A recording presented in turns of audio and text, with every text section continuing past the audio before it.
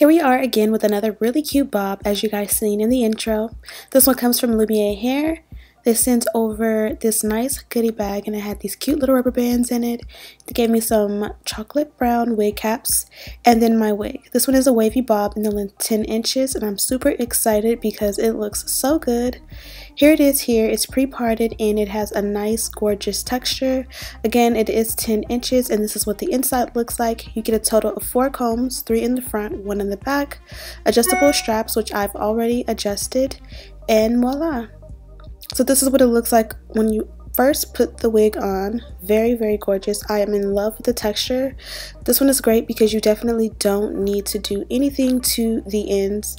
For the most part, it has a nice wavy texture. You can add a serum or something to activate the curls, but this hairline definitely needs some work. So I'm going to take this nice elastic that I get from Amazon. I'll have it linked down below. And I went ahead and put it on there. I have an updated elastic band method coming up later this week. So I applied that off camera and now I put the wig on the wig head. You might need a few clips. When I'm going ahead and I'm customizing my frontals, I always like to do it wet. Now, if the hair is already styled, then don't wet and damage like the hairstyle that you already have. In this case, for the most part, it kept the texture. I just had to recurl the fronts just a little bit, which I would have done anyway. But since this one is super dense in the front and it did not come pre-plucked, I went ahead and separated what I would consider to be the baby hair section, and I went at it with the tweezers. You guys know me. If you already follow me and watch my videos, I'm not the biggest fan of tweezers just because I am very impatient. So I kind of do use like a pull method where I just literally will pull strands of hair out. If you're going to do this, I would recommend separating the hair that you're actually going to pull and then pulling it opposed to just, you know, what I'm doing. But I'm such an expert at this, or I won't even say an expert. I've been doing this for so long that I kind of just have the hang of it and I never make a hole in my wigs. Now all I'm doing is I'm just taking small sections and I'm just sectioning it off with my rat tail comb, and then I thin it out so it looks about right, and then I go ahead and part it again and thin it out a little bit more. In certain areas where I don't want to just pull out the entire chunk of hair, like I said before, I separate exactly the strands that I want. I would recommend that you separate and pull maybe 3 to 4 strands max at a time. And here I am just going in with the tweezers again. I do like the effect of the tweezers, but I do feel like I am more likely to rip a hole in my lace with tweezers than I am with the pull method, which sounds ironic. Now it doesn't look as though we're getting very far or we're making much progress, but we definitely are, and you'll see when I put the wig on, the baby hair area is super thin and exactly how I like it. Now for personal preference, excuse me, I do prefer to tweeze and customize my hairlines with the wig on. When I'm done with this one, you will definitely see that once I put the wig on, it looks completely or it looks more plucked than it does on the mannequin head. So looks can be deceiving. It can seem like you haven't really done much when you really have, and that's why I like to do it with the wig on my head. Now don't forget about the sides, the ear tabs, the sideburns, all that area. Sometimes we forget and we just do the front center. I find that the wig looks more realistic when you get down to the sides and you make those just as thin as the front. Everyone has a certain preference. If you are nervous about doing this, I probably would just wear the wig in a center part, kind of swoop a little bit of the baby hair and be good to go. But if you are going to wear it down, like with a flip over as I am, or you're going to wear it up, it does look much better if the hairline is customized. Now at this point, I've probably been going at it for about a good 30 minutes. In total, I think I went at it about 45 minutes. So this is definitely tedious, and you'll see in just a moment how much hair I pulled out. I pulled out a ton of hair. So if you're just watching and you're like, it doesn't look like she's doing much, trust me. this is a process, and I'm definitely doing a lot. So at this point, when you look at the hairline, you kind of think, you know, she has a lot more to do. And I definitely think that once you see it on, you'll see that I actually did do a lot. Now behind the hairline and behind the baby hair, I can definitely thin it out more, but you know, it's a process. You know, you do it the first time and you see and make sure that you didn't over pluck, you didn't make any bald spots, and then if you feel comfortable, you go back in and you customize even more. But do not ever feel like you have to go ahead and just make it perfect the first time, unless you're going to like prom or having like a wedding. Then you probably would want it flawless from the very beginning. At this point, I went ahead and cut off the lace. Again, I like to cut off my lace with the wig on my head, but you know, it's fine to do it on the mannequin head as well.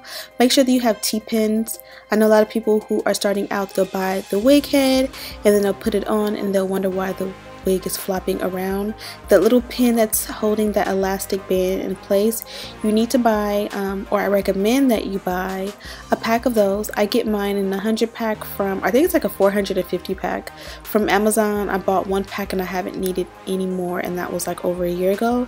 But you can also buy them at Sally's in like a 10 pack or a 20 pack or something like that for like $3 or $4, and I'll have those linked down below. At this point, as you can see, I'm just trimming the baby hair so that, you know, it's at a more natural length. That way, you know, when the wind blows and it's just natural, once I train the baby hair to like be shaped like baby hair, it's going to look really nice. So I took the wig off and I added a brown wig cap, and now we're going to go ahead and do my version of bleaching the knots. Now I'm going to use the airbrush leg spray by Sally Hansen. I have the one in medium glow, and I'm just going to give it a nice shake and I'm going to spray it. Kind of pull it a little bit further back so that you're not like clumping it on, and try to use as little as possible. This is going to make the parting so amazing. The reason I put that wig cap on the mannequin head was to separate, and this is all of the hair I tweezed out. See, I told you guys I pulled out a lot. And if you look at the hairline, it definitely can be, you know, thinned out a little bit more, but you can kind of see in the front that it definitely is nice. Now I'm going to take my freeze spray and I just applied one thin layer around the perimeter of my head, kind of gauging where I want it to, my wig to lay. And I'm just going to let that air dry for about 15 to 20 seconds and apply it over. Now you guys can see that cakiness. That is the downside to using the spray. It does transfer, you know, once you put the wig on. So, you know, out of preference, you may not like that. If you don't, I would recommend a powder. Normally I use a powder just because I feel like it's a lot less messy, you know, it doesn't transfer as much.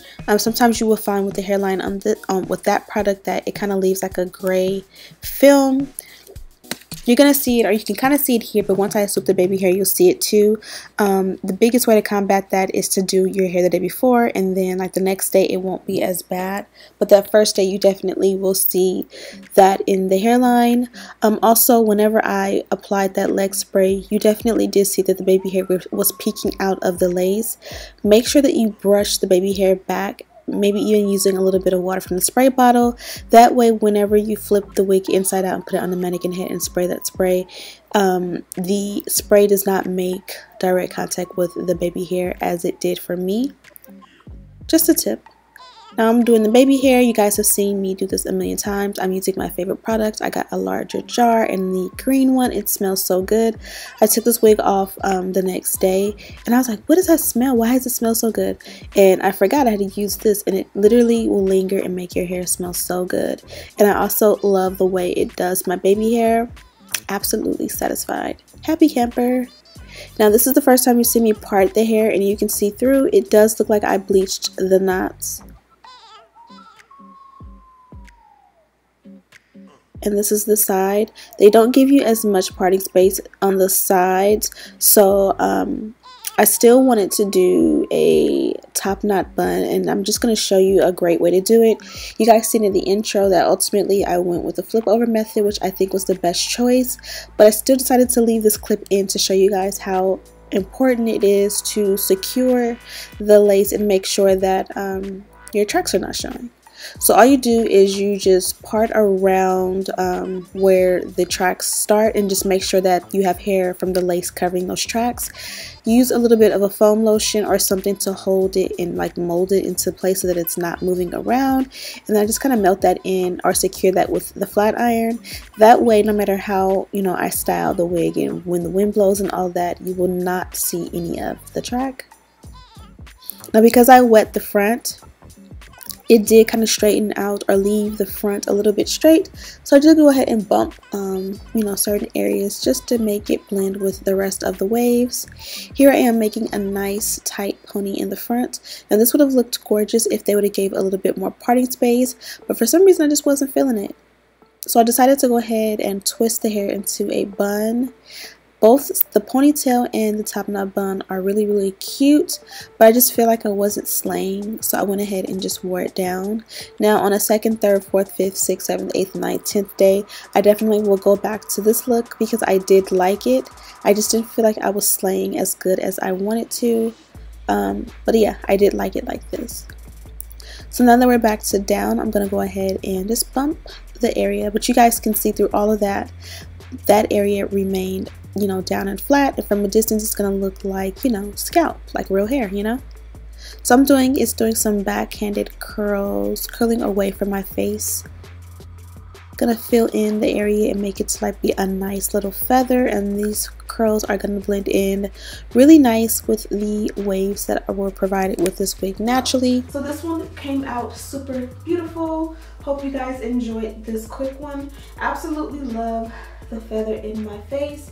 Kind of just play with it. I definitely will flexi rod it before bed tonight so that I can hold that deep curl and it can fall really cute in the morning time. Let me know if you guys want to see a video all about flexi rods. I have a ton. I don't use them as much as I should, but I'm getting into it now and learning which ones make different curls, and it's definitely been helping in my routine as far as trying to slay my wigs on a daily basis, but really not having time to, like, you know, like curl and one curl and do different styles in the morning before getting my son to school.